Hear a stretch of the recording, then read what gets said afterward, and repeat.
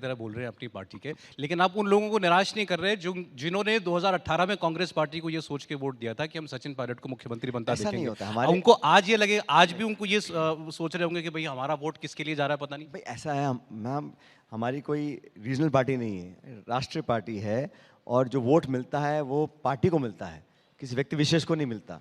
तो ये गलतफहमी नहीं पालनी चाहिए किसी को भी कि वोट सिर्फ मेरी जेब में ही है। वोट पार्टी को मिलता है, पार्टी की आइडियोलॉजी को मिलता है।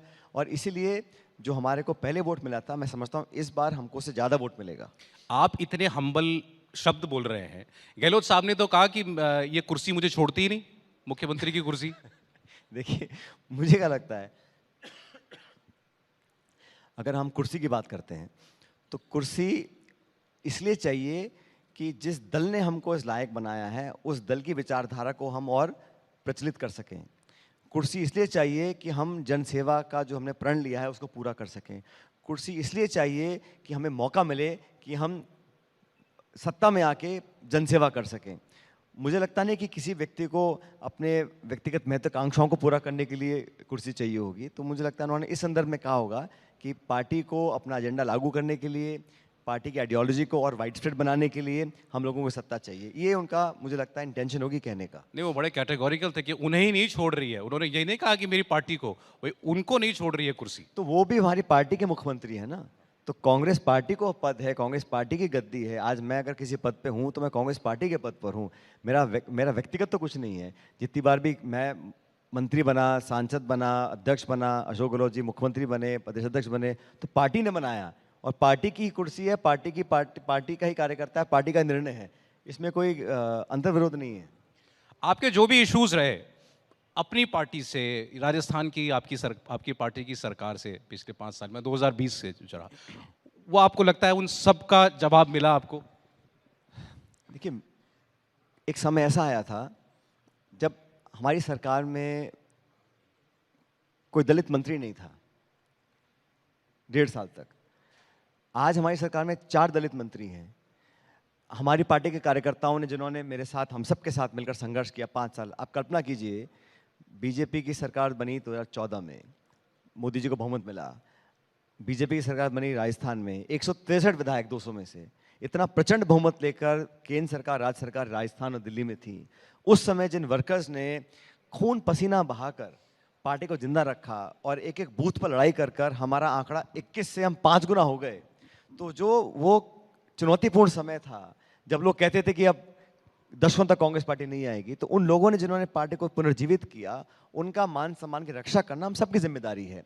और मैं चाहता था कि जैसे हर व्यक्ति को, हर कार्यकर्ता को पद नहीं मिल सकता, लेकिन हर कार्यकर्ता को आप पीठ थपथपा सकते हैं, उसकी भागीदारी सुनिश्चित कर सकते हैं, उसको लगे कि सरकार में हमारी भी कुछ उसको सुन रहा है, वो बहुत ज़रूरी है। और मुझे खुशी है कि हाल ही में बहुत सारे कांग्रेस कार्यकर्ताओं को ऐसे पद भी दिए, उनका मान सम्मान भी दिया, जिले में, प्रदेश में। उनको लगना चाहिए कि भाई हमारी भी सरकार है। अगर मुझे मेरे गली मोहल्ले, गांव, पंचायत, ढाणी में कोई विकास का काम है या कोई पब्लिक का काम है, वो मैं करा सकता हूँ। तो वो एम्पावरमेंट जो है वर्कर को देना, वो बहुत ज़रूरी था। और मुझे खुशी है कि इन सब इशूज़ पर कांग्रेस पार्टी ने निर्णय लिया और सरकार ने पिछले कुछ महीनों के अंदर लगातार ऐसे बहुत से काम किए जिससे वर्कर्स को कॉन्फिडेंस मिला है। लेकिन इस सब के लिए सचिन पायलट को डिप्टी सीएम की कुर्सी छोड़नी पड़ गई। देखिए, ये कुर्सी कौन सी है, कौन सी नहीं है, ये महत्वपूर्ण हो सकता है, लेकिन उससे ज़्यादा महत्वपूर्ण ये है कि क्या पब्लिक के दिल और दिमाग में अपनी जगह बना पाए हैं अपने कामों से, अपने स्टेटमेंट से, अपनी मेहनत से। और अगर आप एक अमिट छाप छोड़ते हैं पब्लिक के जहन में, सबसे बड़ा तो वो पद है। वो किसी कुर्सी से, कुर्सी तो बहुतों के पास होती है, कुर्सी तो कितने देश में मंत्री, संतरी, प्रधानमंत्री, मुख्यमंत्री रह गए, कौन किसको याद करता है। लेकिन पब्लिक में जो अपनी एक जगह बनाते हैं लोग, कार्यकर्ता, उन नेताओं को लोग बहुत लंबे समय तक याद करते हैं। तो हमारी कोशिश ये है कि एक अच्छा मनुष्य बने, एक अच्छा पॉलिटिकल कार्यकर्ता बने और पब्लिक की आवाज़ उठाने वाले बने। वो मैं समझता हूँ बहुत एक अल्टीमेट ऑब्जेक्टिव ये होना चाहिए जो पॉलिटिकल वर्कर्स होते हैं। नहीं, वो लेकिन वो गहलोत साहब, उन्होंने जो शब्द आपके लिए बोले थे पब्लिक रिकॉर्ड में, मुझे दोहराने की जरूरत नहीं है। नहीं, आप दोहरा सकते हो, कोई मुझे कोई परहेज नहीं है, मैं बहुत बार सुन चुका हूँ, कोई दिक्कत नहीं। भाई उन्होंने कहा नकारा है, निकम्मा है, काम नहीं करता। आज उनको फोटो पोस्ट करके कहना पड़ रहा है हम साथ साथ हैं। भाई मैं तो चुनाव आया तो उनको जरूरत महसूस हुई। देखिए, मुंह से निकला हुआ शब्द कभी वापस नहीं आता है। सही बात। और मैंने हमेशा मेंटेन किया है कि जो चीज़ें मैं अपने बारे में नहीं सुन सकता हूँ, वो मैं किसी और के लिए प्रयोग नहीं करूँगा, चाहे मेरा कितना बड़ा विरोधी हो।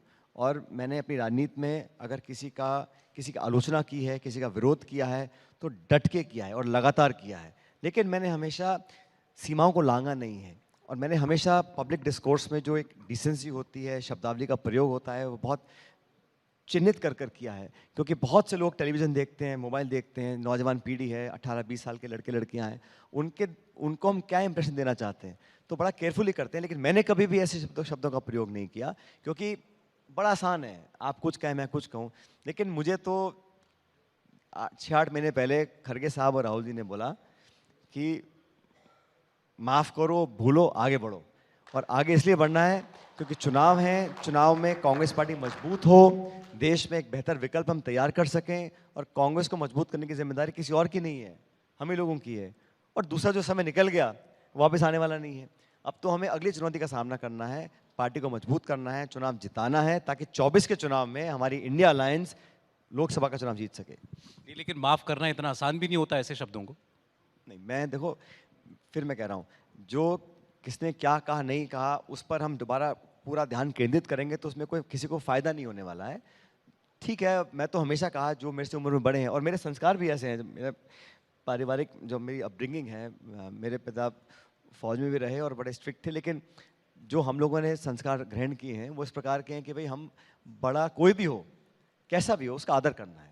उम्र में जो बड़े होते हैं, इस देश में संस्कृति हमारी ऐसी है हमेशा। और व्यक्तिगत रूप से मैंने हमेशा मेरे से उम्र में जो बड़ा है उसका मैंने मान सम्मान और हमेशा रिस्पेक्ट दी है, और मैं वो कंटिन्यू करूँगा चाहे कुछ हो जाए।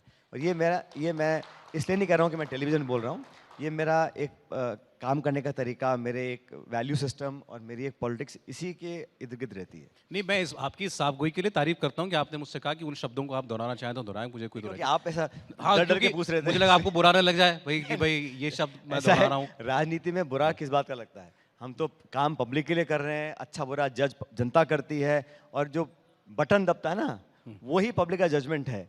किसी के कहने सुनने से एंकर, टीवी, नेता, कार्यकर्ता, क्या राजनीति में हम पब्लिक जो राय जीते हैं, हमारे बारे में लोग 100 बातें बोलते हैं, कुछ अच्छी, कुछ बुरी, कुछ खट्टी, कुछ मीठी, वो सब सुनते रहते हैं। लेकिन अल्टीमेटली जो जवाबदेही पब्लिक के प्रति होनी चाहिए, जनता अगर आपको पसंद कर रही है, जनता आपका बटन दबा रही है, आपको मान सम्मान दे रही है, और आप उसकी आंख में आंख डालकर आप उसका संवाद करके उसके लिए काम कर सकते हो, तो फिर बाकी सब इरेलीवेंट नहीं, ये बात मैंने इसलिए उठाई आपसे कि नेता हम लोग देखते हैं, खासकर चुनाव के वक्त सब जानते हैं कि इस नेता की इस नेता से नहीं बनती, फिर वो आएंगे लेकिन वो कहते हैं नहीं ऐसा तो कुछ नहीं है, हमारे संबंध बड़े अच्छे हैं। आपने साफ साफ कहा मुझसे मेरी पार्टी ने कहा माफ कर दो, जो हुआ उसको लेकर के काम करो पार्टी को जिताने के लिए। इसका कुछ- मतलब ये नहीं कि कुछ- भाई ये दिखाया जाए कि नहीं सब कुछ बहुत अच्छा नहीं है नहीं, कुछ ऐसे नेताओं के बीच। घटनाक्रम हुए थे जहां पार्टी के अंदर भी चर्चाएं हुई थी, और जैसा मैंने कहा, अध्यक्ष जी हमारे खड़गे साहब बड़े अनुभवी व्यक्ति हैं, और उन्होंने, राहुल जी ने मुझे कहा और हम सबको कहा कि भाई अब जो टाइम निकल चुका उस पर हम संवाद करें, विवाद करें, डिबेट करते हैं, कुछ निकल के आने वाला नहीं है। हमें चैलेंज इमीडिएटली हमारा लोक विधानसभा के चुनाव है, उस पर ध्यान केंद्रित करना चाहिए। और कोई भी व्यक्ति, एक इंसान पूरे चुनाव, पूरे प्रदेश में किसी को जिता हरा नहीं सकता।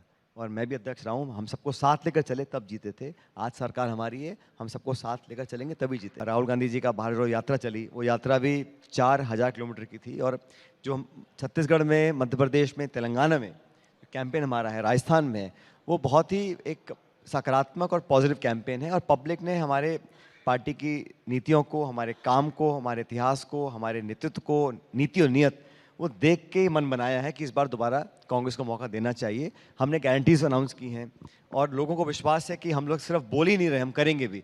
तो इन सारी बातों को देखकर मुझे लग रहा है कि जब आकलन करते हैं दो प्रमुख पार्टियों में, तो कांग्रेस कहीं बेहतर निकलती है बनस्पत बीजेपी के। ये बीजेपी का आरोप भी है और इसमें कुछ सच्चाई भी है कि ये 5 साल तो आपकी पार्टी की सरकार बचाने में निकल गया। काफी वक्त गहलोत साहब के सामने चुनौतियां रही हैं। ये 5 साल बीजेपी मुद्दे ढूंढती रही, और ये बात सच है कि हमारी पार्टी के अंदर हम लोगों ने कुछ इश्यूज को उठाया, और पब्लिक इंटरेस्ट में मैं समझता हूँ वो ज़रूरी भी था। और मुझे खुशी इस बात की है कि जो लीडरशिप पार्टी की है दिल्ली में, उन्होंने इन इश्यूज़ को समझा, उस पर सकारात्मक कार्रवाई करी, और उसी के कारण हम लोग आज और बेहतर स्थिति में हैं।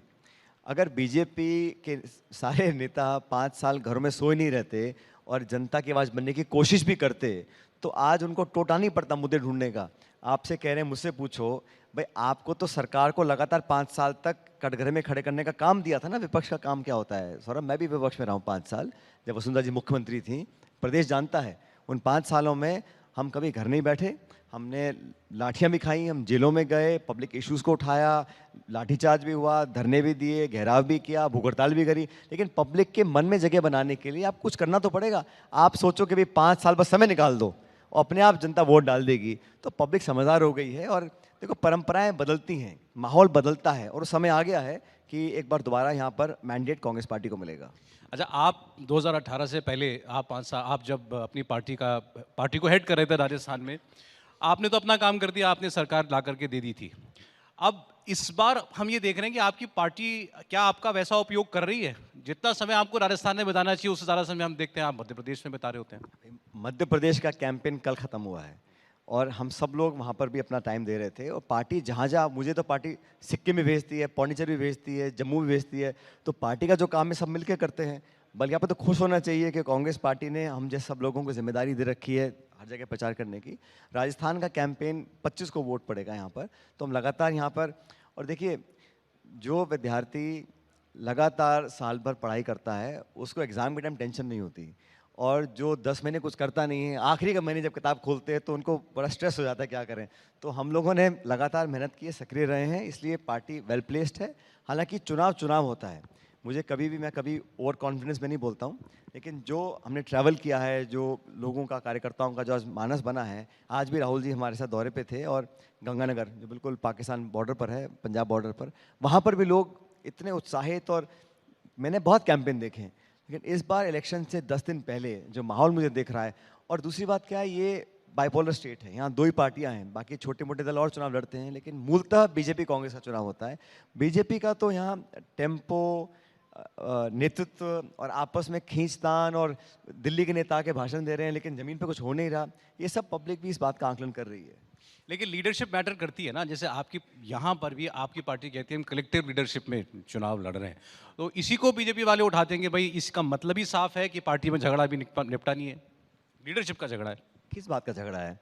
मुझे लगता है कि कांग्रेस में जो भी सेंट्रल लीडरशिप तय करती है वो सबको स्वीकार्य होता है। और मैं ये बात तमाम कांग्रेस नेताओं के बिहाफ पे बोल रहा हूँ कि जो एआईसीसी का नेतृत्व तय करता है, किसको टिकट देना है, कैसे कैंपेन करना है, किसको क्या जिम्मेदारी देनी है, वो सब लीडरशिप का काम है। हमारा काम है पब्लिक में जाना, पब्लिक का वोट लेना, सरकार का निर्माण करना।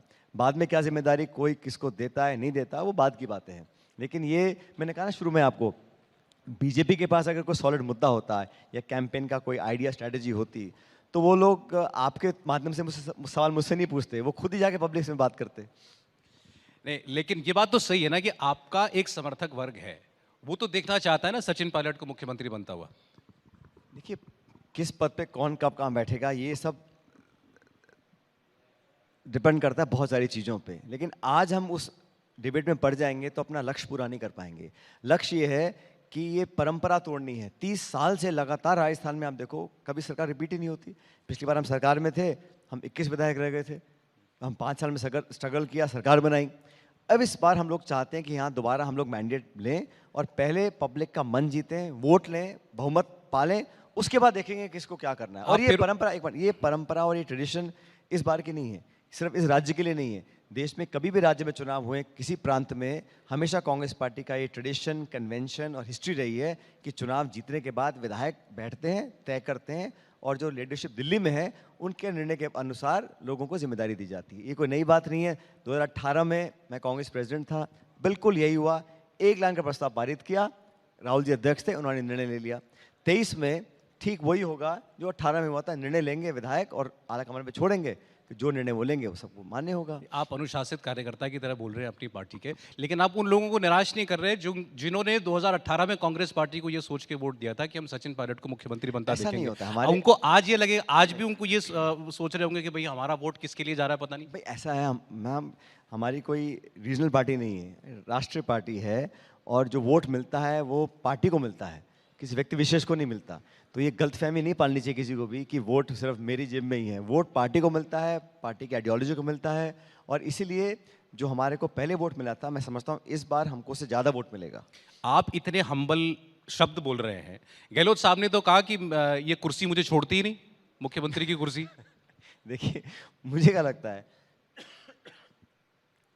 अगर हम कुर्सी की बात करते हैं तो कुर्सी इसलिए चाहिए कि जिस दल ने हमको इस लायक बनाया है उस दल की विचारधारा को हम और प्रचलित कर सकें।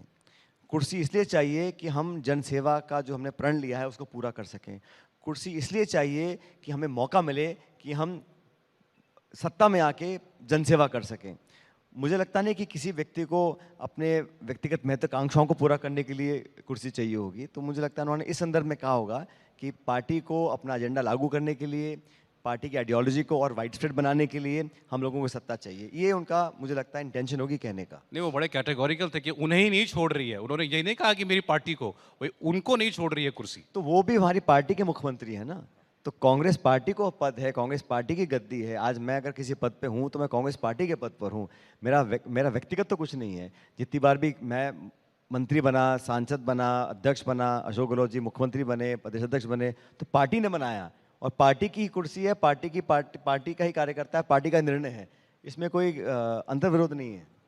आपके जो भी इश्यूज रहे अपनी पार्टी से, राजस्थान की आपकी पार्टी की सरकार से पिछले 5 साल में, 2020 से जो चला, वो आपको लगता है उन सब का जवाब मिला आपको? देखिए, एक समय ऐसा आया था जब हमारी सरकार में कोई दलित मंत्री नहीं था 1.5 साल तक। आज हमारी सरकार में 4 दलित मंत्री हैं। हमारी पार्टी के कार्यकर्ताओं ने, जिन्होंने मेरे साथ, हम सब के साथ मिलकर संघर्ष किया 5 साल। आप कल्पना कीजिए, बीजेपी की सरकार बनी 2014 में, मोदी जी को बहुमत मिला। बीजेपी की सरकार बनी राजस्थान में, 163 विधायक 200 में से, इतना प्रचंड बहुमत लेकर केंद्र सरकार, राज्य सरकार राजस्थान और दिल्ली में थी।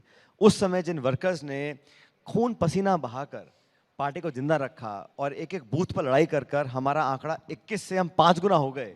तो जो वो चुनौतीपूर्ण समय था जब लोग कहते थे कि अब दशकों तक कांग्रेस पार्टी नहीं आएगी, तो उन लोगों ने जिन्होंने पार्टी को पुनर्जीवित किया, उनका मान सम्मान की रक्षा करना हम सबकी जिम्मेदारी है। और मैं चाहता था कि जैसे हर व्यक्ति को, हर कार्यकर्ता को पद नहीं मिल सकता, लेकिन हर कार्यकर्ता को आप पीठ थपथपा सकते हैं, उसकी भागीदारी सुनिश्चित कर सकते हैं, उसको लगे कि सरकार में हमारी भी कुछ उसको सुन रहा है, वो बहुत ज़रूरी है। और मुझे खुशी है कि हाल ही में बहुत सारे कांग्रेस कार्यकर्ताओं को ऐसे पद भी दिए, उनका मान सम्मान भी दिया, जिले में, प्रदेश में। उनको लगना चाहिए कि भाई हमारी भी सरकार है। अगर मुझे मेरे गली मोहल्ले, गांव पंचायत, ढाणी में कोई